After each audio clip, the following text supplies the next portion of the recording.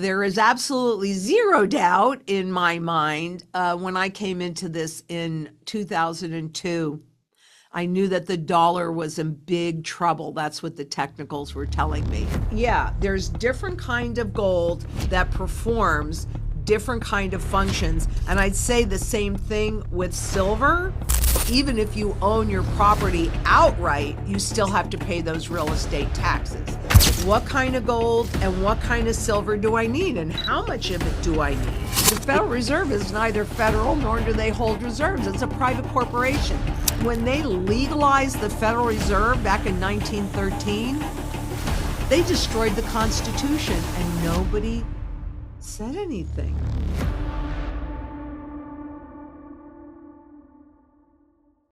Hi, everyone. This is Jack Allwild with another Money episode. Today, we have very special guest Lynette Zang of Zang Enterprises. Lynette, welcome to the show. I am very happy to be here, Jack. Thank you so much for having me. Yes, pleasure's of mine. I'm sure we're going to get into gold, silver, Bitcoin, and maybe a little bit of prepping to finish things off. But I'd like to start the conversation with every guest by asking them, what was your relationship like with money growing up? You know, Jack, I have to tell you that there's no doubt in my mind, but that I was groomed for this moment in time. And so I've been studying wealth and money on some level my entire life. I mean, seriously, like I can remember back to about 4 years old. And so, because there's all different kinds of wealth and there's also all different kinds of money. And I was lucky enough to have an uncle that was a very large and very high end antique dealer. And he really showed me how hard assets, how tangibles move from undervaluation to fair valuation to overvaluation to fair valuation to undervaluation in a constant loop. It's constant like that. And that goes back to money too, because he was sitting, I was 10 when this happened, but one day my parent, and he was my favorite uncle, so I was really close with him and he was teaching me a lot. So one day my parents and I were at his house and he said, "Come here, I want to show you something." And he took us in a back bedroom. This was 1964 when it was illegal to hold more than 5 ounces of gold any other way than this way. This coin was minted in 1889. So it was a pre 1933 ounce of gold. And he would go into people's homes and he would buy wonderful pieces of glass and other things. And then they would say, "Oh, you know, we have these gold coins." You always have to be careful of the laws and make sure that you actually understand them, because it's typically the people at the top that understand them that take advantage of it. That was extremely influential, though I didn't understand it when I was 10 years old, looking at these two tall floor safes where you couldn't get one more ounce of gold in them.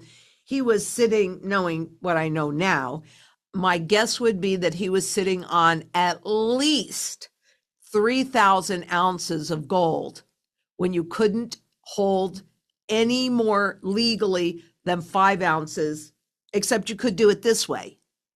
So, my relationship with money started very early. And then my father was a developer, and it was just Kingston, New York. My good friend Gerald Salente lives there. He actually owns the old grocery store where I used to go. But that's kind of a small town, and he was kind of a little bigger fish in a small town. So I actually started in banking when I was 15. They didn't let me go pursue what I was interested in. So because I liked banking, I studied business finance and then stayed in banking until I got divorced with two small children to raise, and there just wasn't enough money in banking. So I became a stockbroker. And I came into the metals industry, though I always believed in metals. And even as a new stockbroker, I always encouraged my clients, because of the influence of my Uncle Al, that they should be sitting on physical gold and silver.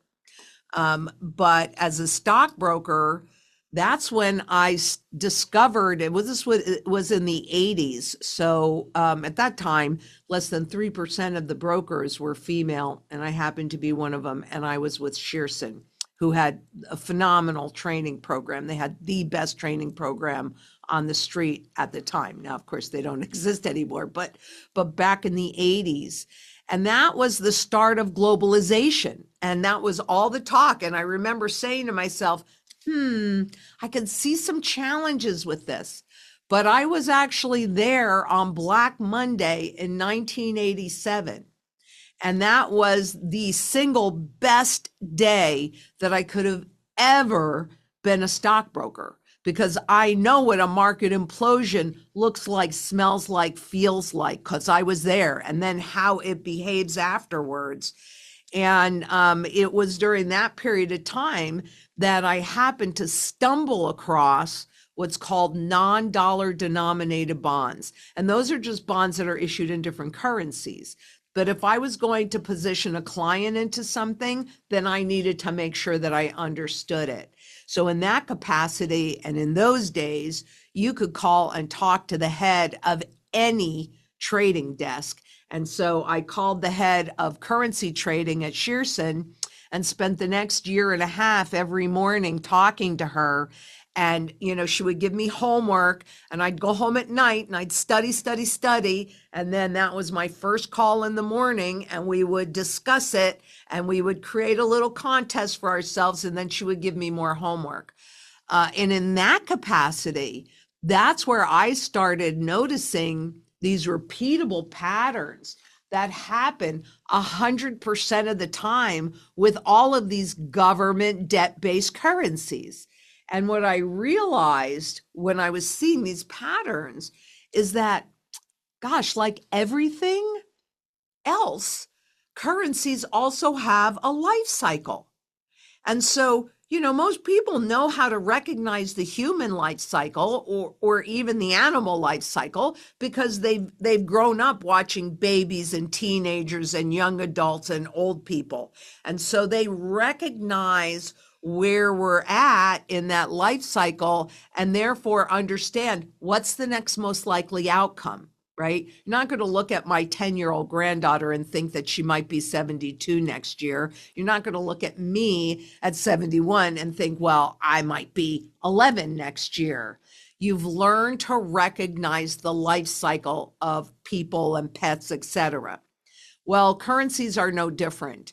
And so if you can learn to read and understand those repeatable patterns that happen every single time, it's not rocket science, then you too can identify where we are in this currency's life cycle, and therefore what is the next most likely outcome. So I have had a relationship with money my entire life, and I have been groomed for this moment in time, because honestly, had I not happened to, I can't even tell you how I did it. I don't remember. Had I not stumbled across those non-dollar, I even know the bonds if you want me to go into more detail, but had I not stumbled across those non-dollar denominated bonds at such an attractive level, I would not know anything I don't know anybody else that fully understands currency life cycles. I'm sure there are people that do. I'm sure there are people that know a lot more about it than I do, but I've not met them. I'll say that. If you could give us a brief, you showed that coin, that gold coin earlier. What was it that was legal about that coin and some other gold wouldn't be legal to hold? Great question.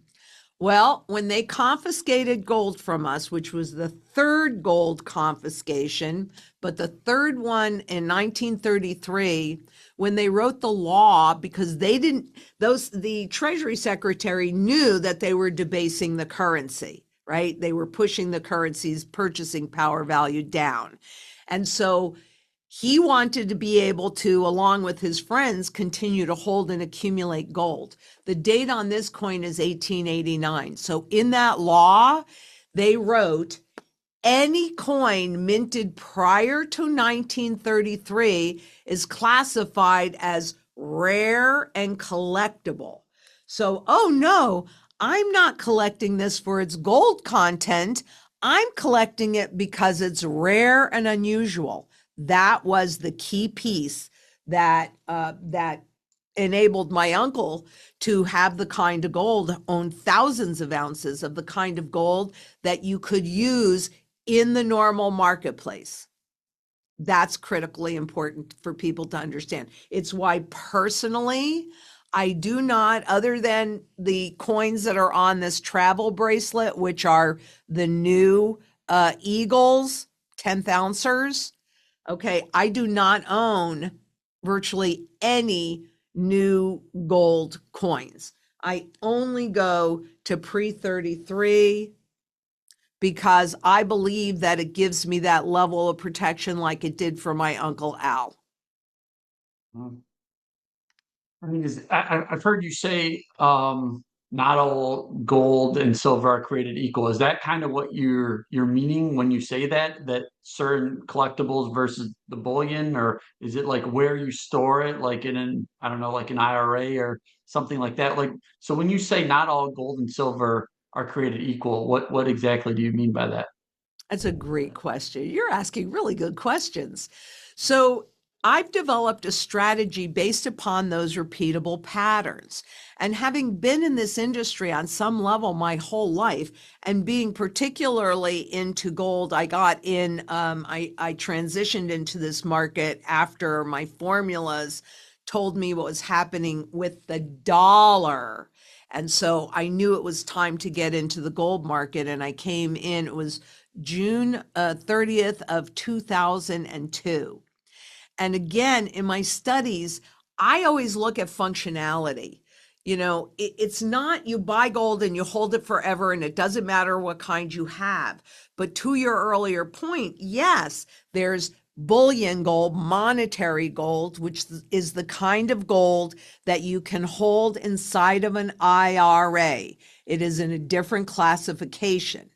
And that's where most Americans do indeed hold gold. So it would be quite easy to do an overt confiscation. However, the pre 33, even though the gold content weight is standardized, you can't hold these. I can't even hold a raw ounce. You can hold cryptocurrencies, you can hold real estate, you can hold anything else virtually inside of IRAs. But why can't you hold the pre 33s? They're all standardized in gold content and weight. And frankly, they're the same as the double eagles. So, yeah, there's different kind of gold that performs different kind of functions. And I'd say the same thing with silver.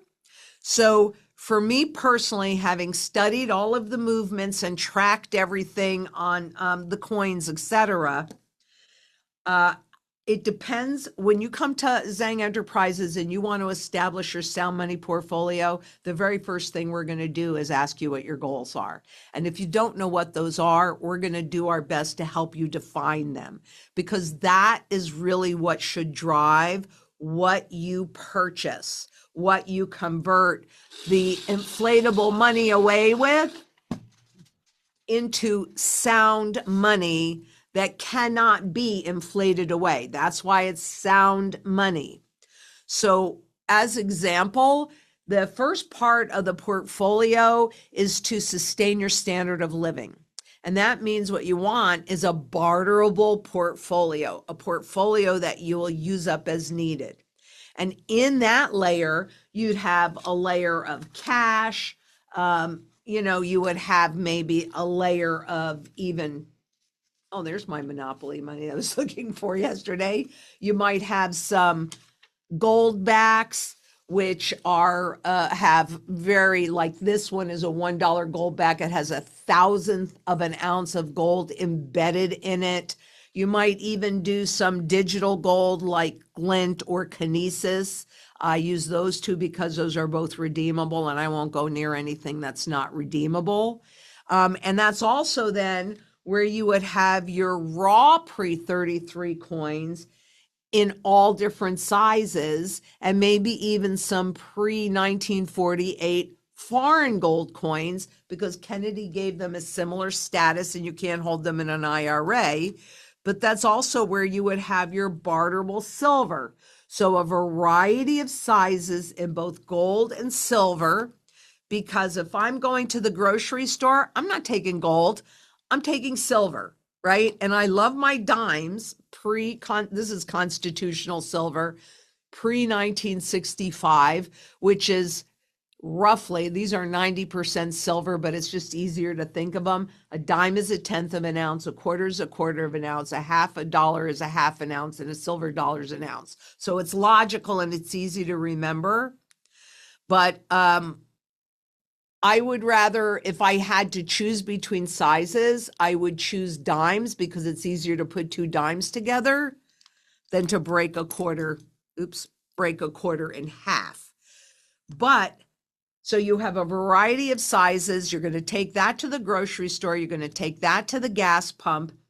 With gold, there's threats to real estate. So for example, this is what, even if you own your property outright, you still have to pay those real estate taxes. And gold keeps pace with typically with real estate tax inflation. So, and also if you have chronic medical issues or what have you. So it's all broken down and it's easy to know, okay, well then what kind of gold and what kind of silver do I need and how much of it do I need? It's based upon your current standard of living. Then we go up and we look at fixed rate debt. Okay, do you have a mortgage that you need to repay? Because real estate runs a few risks during the events that we're in right now.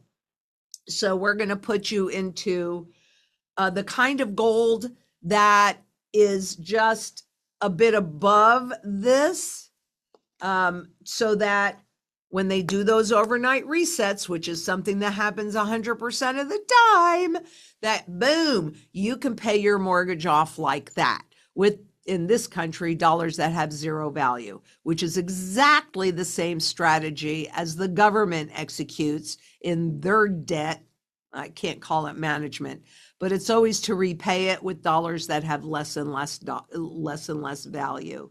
Then you go up another notch to putting yourself in a position. In that case, I'm only doing slabs, and slabs is verified coins that are like this one happens to be minted in 1910, and it's an MS-63. So MS means mint state. You must remember that these coins were issued to be used in circulation. So when you see mint state, that means this coin has never, ever, ever been used in circulation. So now you're starting to get unusual since they were supposed to be in circulation. And that then can put you in a position to, when those other income producing assets, which right now are severely overvalued, where gold is severely undervalued, that's going to flip flop. And you're going to have the ability to purchase, again, with dollars that have no value at all, income producing assets that, what a concept, you can't outlive. Oh my goodness. And then the final category would be legacy. So, which is not necessarily important to everybody, but for me personally, I want to leave my family with choices, because if everything you have is digital, we are not successful at getting sound money back in the system again, God forbid, but then you are going to need to make sure that you always have wealth outside of the system. Or if the government or central banks tell you to jump, you're going to have to say how high. That's not what I want for my family. So I have legacy gold that is designed to be passed down from generation to generation to generation.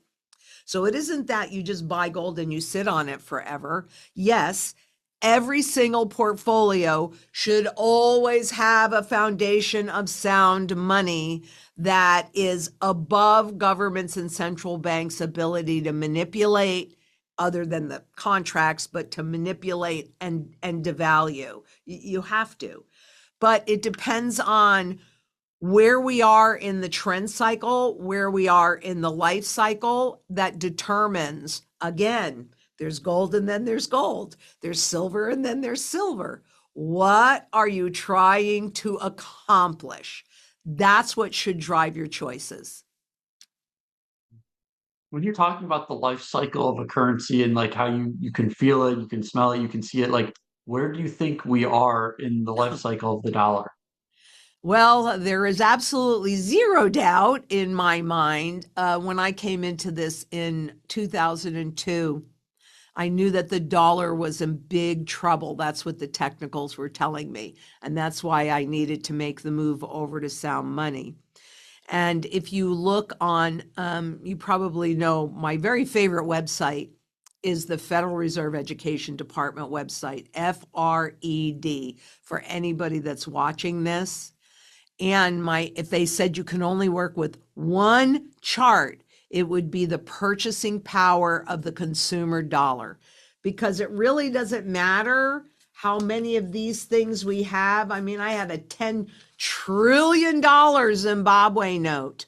That means that I am a trillionaire in Zimbabwe, but I can't buy anything with this, right? So if you look on that chart, officially, according to the Federal Reserve, we have 3 cents remaining out of that original dollar's worth of purchasing power.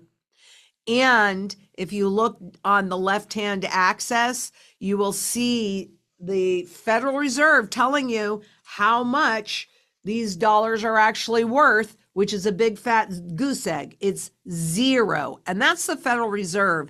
That's not me. That's not my opinion. That is an absolute fact. And anybody can hold my toes to the fire and go in and do their own due diligence on it. So we're at the end. That's the simple answer. And in We're at terms of like the when you very end, and we're already transitioning into the next system, which is if they have their druthers, it's purely digital, and you don't even have cash, which protects your principal at this moment, but not your purchasing power. It'll be full surveillance. You will have no options. If they say jump, you're going to have to say how high if you do not have wealth outside of this system. Mhm. And in terms of like mechanically how a reset would happen, like how would you envision, like do they just go from one day to the next and they say gold is now worth, X dollars? How does it, like how do you envision it actually playing out? Well, the way that it has played out over 4,800 times in the past, nope, I do not think that this time is different. Although they always want you to think that. And there's not really, again, any doubt in my mind, technically, that we have already entered the hyperinflationary phase of this. It's not obvious to the public yet, but there are technical clues that tell me that that's where we are. So I see us going into a hyperinflationary depression, because what's going to justify this new system? It's purchases and debt. And we should probably talk about that too, but it's purchases and debt, right? So in order to continue using debt as a mechanism to justify money creation, they have to get rid of all of the unpayable debt that they've already grown. And the way that advanced economies do that is by hyperinflating away the value of the currency. And let's face it, have we not been hearing overtly and openly, my God, the devaluation trade? Do you understand what that is? Has too much value in it. We're taking it down, and it only has 3 cents left. I rest my case. I mean, honestly. So I see us going into hyperinflationary depression. The system died in 2008. That's when I became a prepper. I did not think that we would see this in my lifetime, but I was wrong. And I've been groomed for this moment in time. So I'm as loud a voice as I could possibly be all over the world. Yeah, the debasement trade is definitely mainstream now, and something gold bugs and Bitcoiners have been talking about for a long time. I feel. I mean, in terms of actually like the relationship between gold and silver, I was looking at the gold to silver ratio, and it seems historically pretty high. How Mhm. do you kind of view that ratio? And would you? I mean, I kind of look at that and say like, oh yeah, I think I probably want to buy silver here. But how do you kind of view that ratio? I view there are times when it could matter, and I certainly know how it behaves and have done many pieces on how both gold and silver behave during these reset transitions like we're in right now. But it is not a very relevant ratio to me for a number of reasons. Number one, because I look at functionality first. What am I trying to accomplish? Part of the thing that I want to do is to convert into income producing assets when they're dirt cheap. It's kind of hard to do with silver. I need a lot of silver to do that. Mm. Whereas I can do that with a coin or two coins or what have you. And globally, on average, 25 ounces of gold buys an entire city block, buildings and all. So silver is not really functional for that wealth accumulation in that way. And when they're talking about the gold to silver ratio, what I have seen many times, because I've been doing this for so long, is that I do think that that ratio gap will grow more narrow. But once the hyperinflation becomes apparent to the public, then it widens again. And that is because gold is the primary currency metal. And when they go to regain the public's confidence, they reset the fiat money that has no intrinsic value. It's used in one place. That's it. And so when demand goes away, it's gone. So it has no intrinsic value. They do those overnight. This goes back to your other question, overnight revaluations, this against gold, and then gold begins to express to its true fundamental value. Gold does not need a government to say what its value is. This 1 ounce gold coin has a face value of $20. It was exactly the same. And I always like to do this exercise because it helps people see, and it's happening right now. So I think it's a good example. In the beginning, we had this. This is a $20 gold piece. Oh, it's so heavy. It's in your pockets. It can pull your pants down. How inconvenient is that? How about we just give you these $20 gold certificates? See, it's got a little gold there. You can walk into the bank with this. You can walk out with that. They both have a face value of $20. They're just the same. And so people said, oh, okay, that is more convenient, you know. But at the same time, they converted corporate debt into Federal Reserve notes. So I challenge anybody that's got a wallet to look and see if they've got bills in there. And across the top, it says Federal Reserve note.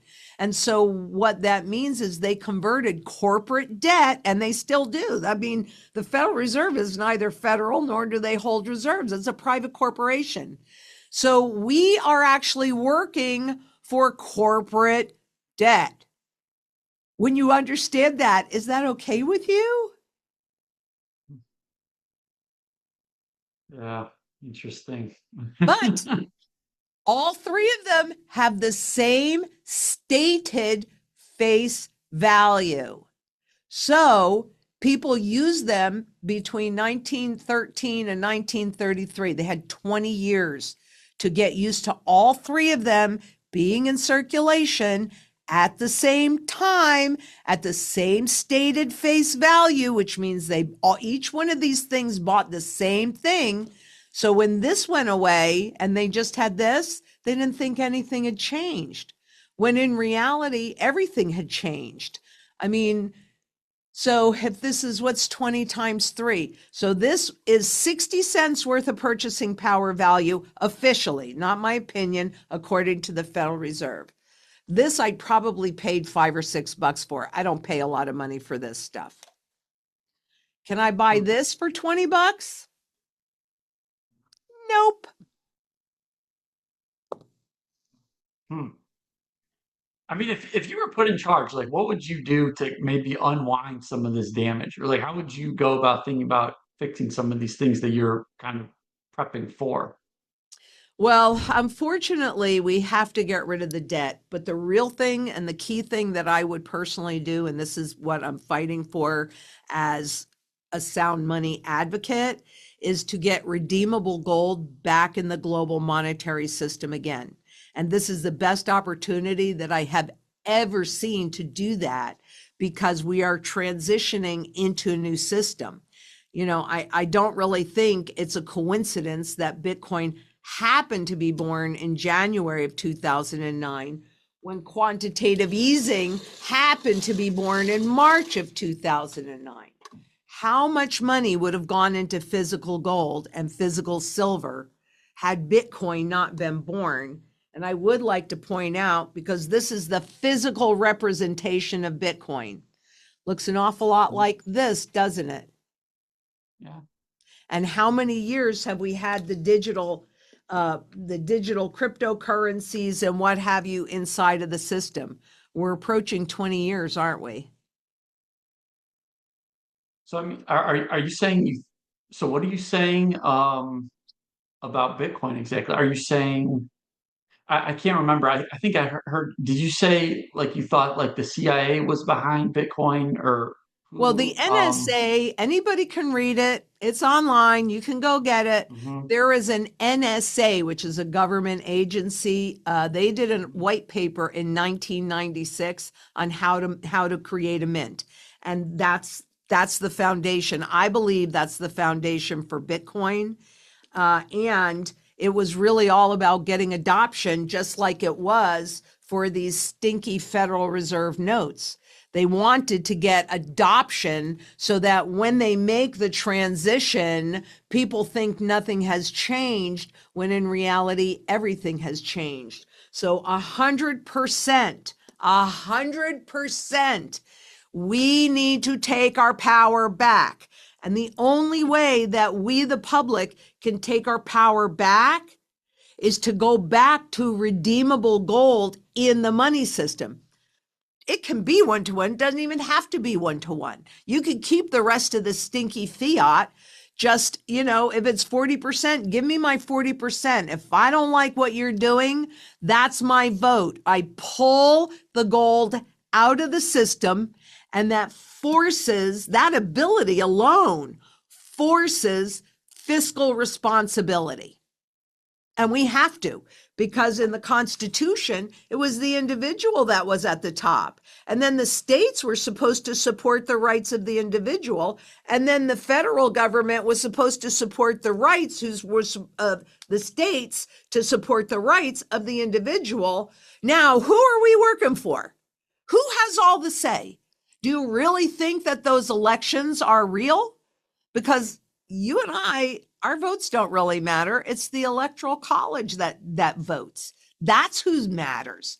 So, the only way for us, that's what I would do. 100%, 100%, 100%, 100% is I would force fiscal responsibility by putting the power back in the people. But that's not an easy thing to do without a lot of pain first. So I would also, it's interesting. Venezuela is a great example of this, and they've been going through hyperinflation for a really long time now. And of course, we have been taught away from growing our own food. But I think what happened in 2020 with COVID should have been eye-opening to people, because there were a lot of things that we couldn't get, right? You couldn't just go to the grocery store and get whatever you thought that you needed, because I had started prepping and building out my yard, and I was not a gardener or anything before this. But I knew that food is the single biggest issue for people as we go through these transitions. I mean, you can live without gold and silver, but you cannot live without food and water. So you have to create that surety. And that's when I started to develop my mantra and started to become an urban farmer.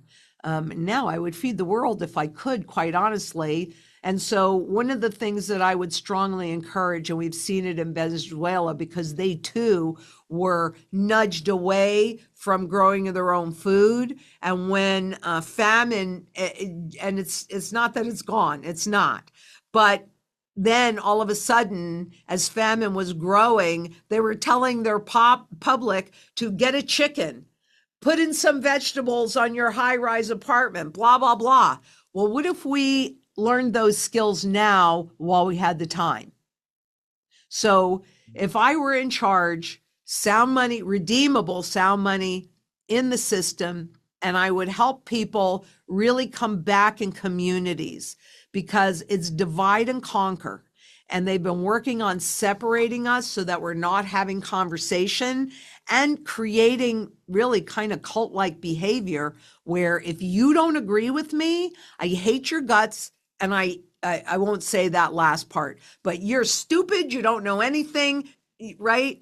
I'm working on building community locally so that we can create surety in those things that we need to lead a reasonable standard of living: food, water, energy, security, barterability, wealth preservation, community, and shelter.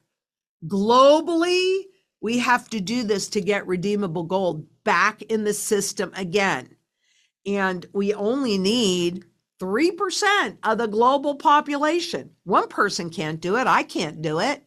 But if we get 3% of the public globally to convert their garbage this into sound money, well, it's the 1%ers that are running everything. 3% is more than 1%. We got a shot at making that happen.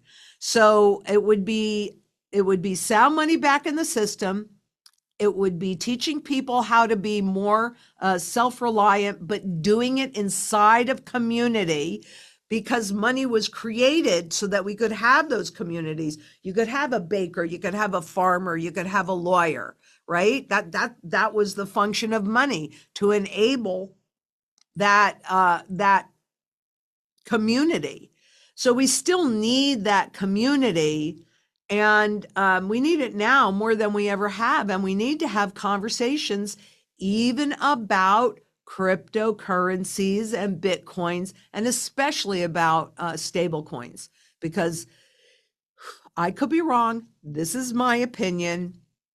But when President Trump signed the Genius Act recently, he actually changed the global monetary system, and people don't realize it. And that's how they do it. They do it very quietly, very backdoor, so nobody even knows that it happened. They make it no big deal, but it is a very big deal, because stable coins, what's going to justify them is our consumer-driven economy, purchases, and then that'll be supported by treasury debt or government debt, because it doesn't only have to be dollar stable coins, even though that's currently the largest part of the market. But I believe that that's what's ushering in the hyperinflationary depression that I see in our very near future. So that's what I would do if I were in charge. Pardon? Can you touch on what did Trump actually change in the Genius Act in regard to the monetary system? Yeah, the Genius Act legalized, so it was the first piece of legislation legalizing cryptocurrencies. But the stable coins are a surveillance currency. They can dictate everything. I mean, not only in any of this stuff, I find it really interesting. This happens to be a physical representation of XRP. This is a physical representation of something else. And then this is Bitcoin. Don't you ever wonder why they make all of the cryptocurrencies look gold, silver, or platinum? That's perception management. They want you to think it's good as gold. It's not. But when that was the first piece of legislation to legalize surveillance money In the US, CBDCs, central bank digital currencies, are a bad word. So they'll just do it through stable coins. And it forces the rest of the world to follow suit. But the stable coins, take your pick. Do you want the Federal Reserve dictating what you do, or do you want Amazon to dictate what you do? Tell me what the difference is, because I have a hard time seeing the difference. They're both corporations, and I hate them both. So are you at zero Bitcoin, or do you have just like a touch just Zero. in case? Zero. No, not a Okay. just in case. I was clear. I've been watching Bitcoin since it was $10, $7 actually, a coin.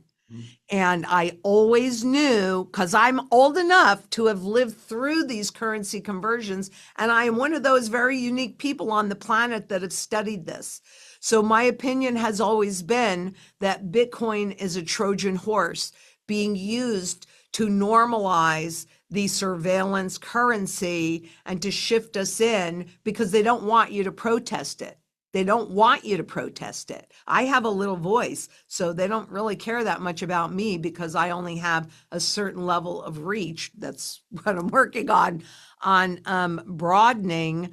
But my ethics, if I were not so visible talking about this, then there are definitely different choices that I would have made if it was just about me. But ethically, I can't be talking about this and supporting the lie. I just can't do it. I am not a trader, meaning I'm not going to buy and sell. That goes back to the gold silver ratio. They trained you to be a trader, trading things back and forth. And ethically, I cannot tell you. Well, first of all, I can't tell you to do anything. You need to do whatever you're comfortable with, regardless of what anybody has to say about it. But if I'm telling you it's a Trojan horse, I can't participate in it, or ethically, I would have trouble looking at myself in the mirror the next morning. Okay. I guess I had one more question on gold before we get into more of the prepping landscape. Like, are you ever borrowing against your gold holdings? Yeah, I am not for borrowing against my gold holdings. Okay. Debt is the boogeyman.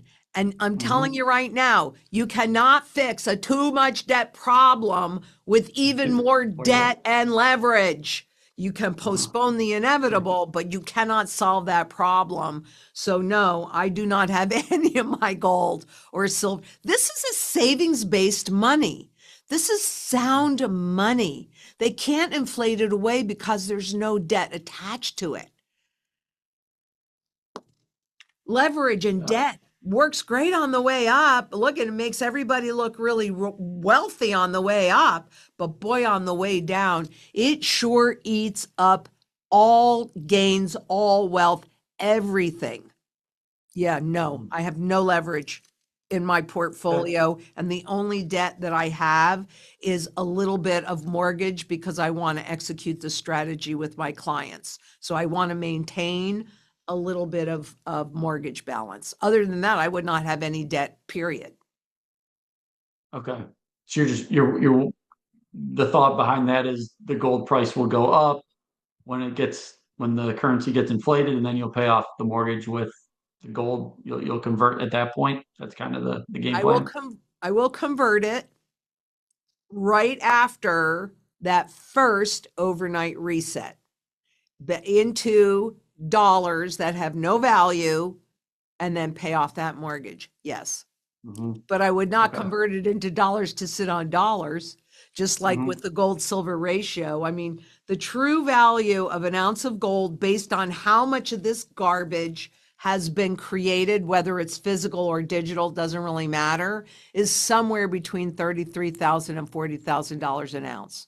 So at 4,200, 10,000, 20,000, 30,000, it's a bargain.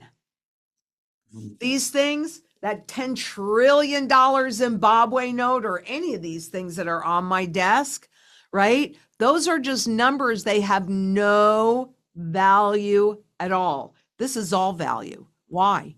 Because it's used in every single sector of the global economy. both physical gold and silver, not ETFs, not paper. Physical gold and silver has the broadest base of functionality. I am all about functionality, all about it, because what that also does, it means that it's used in every single sector of the global economy. I have the broadest base of demand. So if demand goes away in this area, it goes up in this area. That's why when we were on a gold and silver standard, we didn't have booms and busts. We had ebbs and flows, which is what a normal economy, a fair economy, a true capitalist economy really is. But we didn't suddenly get unconstitutional. When they legalized the Federal Reserve back in 1913, they destroyed the Constitution and nobody said anything. But now I understand it. I understand that piece much better because that's something I used to question. Like in 1965 or 64, when President Johnson came out and said that there would be no more silver in the money, and that if anybody tried to hoard the silver, that they have enough silver to crash the market and to maintain the price at $1.02 or $1.20, whatever that number was. You know, look, in 1965, how old was I? 11 years old, right? I didn't understand what any of that meant. However, looking back on it, I'm like, you had a sitting president openly say that they would manipulate the market and he got away with it? Well, yeah, he did. And that's happening again. Yeah. Because people are too busy. They're not paying attention to what's going on. They're just trying to feed their families and keep a roof over their heads. It's disgusting what's going. And the problem is it's all planned. It's all by design. Why would we want them to remain in power? You want to be a slave? I don't. Um, let's shift to more optimistic things. I mean, in the fiat world, um, you kind of have to worry about prices of things you need going up. But to your point, like if you're controlling your water and food, you're kind of controlling your environment, and you don't really care what's going on outside. So when you started prepping, can you kind of walk through what I don't know if there were certain resources you were looking at or communities you engaged with that kind of got your wheels going, and where would someone want to start, or where would you direct someone? Those are two different questions. Yeah. And I say that because we don't have the luxury of time that I had back in 2008. And I had Hmm. no Okay. idea what I was doing, but I knew that I had to have a place to make my last stand. And I was living in a 2-bedroom condo at that time, actually getting ready to retire, where I could just lock the door and off I go. But, Shearson was my alma mater. So, and obviously I'm in the industry. And also I had some technical signals. So when 2008 happened and it became apparent to everybody, um, I said, well, I know I've got to feed my family. And both of my daughters live here. I have twin daughters, and both of my daughters live here in Phoenix. They're not going anywhere else, and I'm not leaving them. So I decided to find a property that was large enough, from a 2-bedroom condo, that was large enough that I could house my children and their spouses and their kids, as well as grow food so I could feed us. And initially, my goal was to grow enough food to feed 20 people because I have sisters and brothers that also live here, and nieces, et cetera. So I wanted to be able to feed all of them. And so I found this property in Central Phoenix and just started. But the way that you do it is you step back and you say, this is how I did it. Where do I feel the most vulnerable? Well, I felt very vulnerable with food. So I put in a couple of raised beds and started learning how to garden. But there was also a security issue because it's an old house And the back door is pretty flimsy, like anybody could walk up and just kick it in. And so I said, okay, I feel really vulnerable there. And so I put in a security door. So, and then I'd step back and I'd say, okay, now remember, I've been accumulating gold and silver since 2002. So I did not feel vulnerable there. And I actually even used bullion at that time for the down payment of this house, right? So I didn't feel vulnerable there because I had plenty. But I did feel vulnerable in the other areas, and being in the center of the city is like, okay, well, what am I going to do about water? Because we are in the middle of a desert and we are in the middle of a drought. But I do have a 75,000 gallon pool that I converted into a pond that I can grow food on, and I put in additional ponds in. So, I mean, that's the way I did it, was step by step, and that's how the mantra evolved. Where do I feel vulnerable? I felt vulnerable with energy. So I put in a solar system that frankly never worked. But anyway, I tried. My bug out location, I'm completely off grid. Completely. I have my own aquifer. I own the water rights. I have wells, I have food. So that's where I have really fully everything executed. But because we don't have the luxury of time, what I encourage everybody to do is to go learn, go create your community and bring whatever it is that you have to that community. And a great place to do that, great place to start, is a farmer's market or a community garden. And volunteer, get to know the people that create your food. Give them a day or so of your labor. Learn some new skills. Create those relationships. Bring what you have, utilize what they have, and there's strength in numbers. So I cannot encourage community development more. My neighbors all around me, I don't even know that they know particularly what I do for a living, but they do know that they can come and pick a zucchini or a pomegranate or some herbs, right? They do know that I do a lot here in my neighborhood to support the community. And when push comes to shove, if I needed help, I have people I can call on, or if they need help, they have somebody they can call on. They have people they can call on. So I would encourage everybody to develop that community ASAP.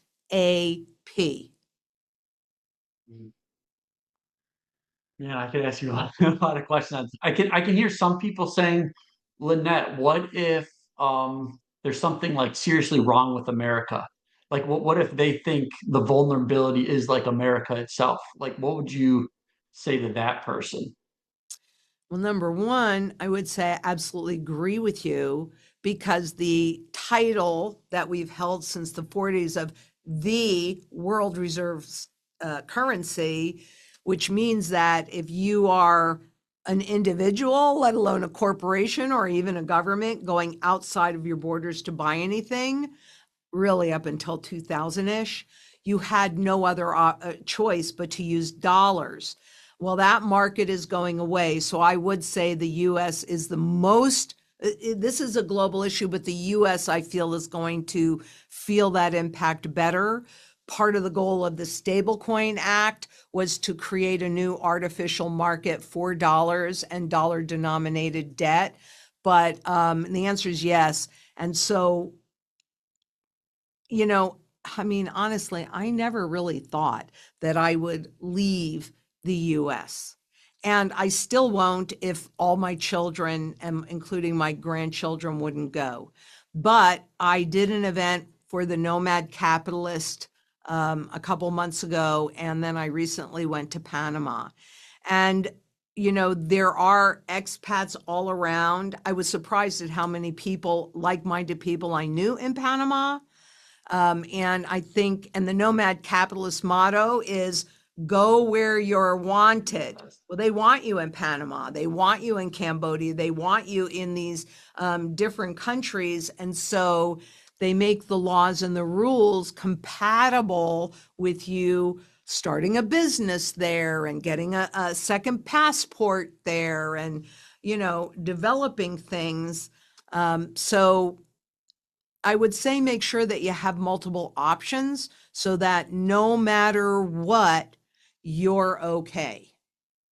And you are surrounded by community because it's not just about you. You might be okay for a minute, but let me tell you, if you're not surrounded by community, you're not going to be okay forever.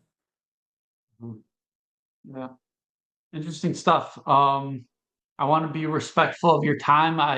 As we're closing out, I do like to ask everyone, what's the best and worst personal finance advice you've heard? Hmm. Hmm. Well, the best is to make sure that you have gold and silver. No matter whatever else you do, make sure you have a foundation of sound money and dynastic wealth base. Thank you, Uncle Al. The worst is the worst would be to believe what they want you to believe about dollars in the markets, that these have value. They don't have any value. They're all based on confidence because it's just a big con game that's coming to an end. Well, Lynette, I've thoroughly enjoyed this discussion. Why don't you tell the listeners where they can go learn more about you or get in touch with you? Well, we are very prolific on YouTube and Twitter at the Lynette Zang, Instagram and Facebook at Lynette Zang. We love human contact. 833-GLDZANG. Isn't that a great number? But 833-453-9264. And we are all here to be of service. I have an incredible team of strategy specialists and also support. I mean, I'm so proud of our community, and we all really want to make a positive difference for people. It's very important to us. Awesome. I'll make sure to link to those below. And thanks again for coming on. My pleasure. Thanks for having me.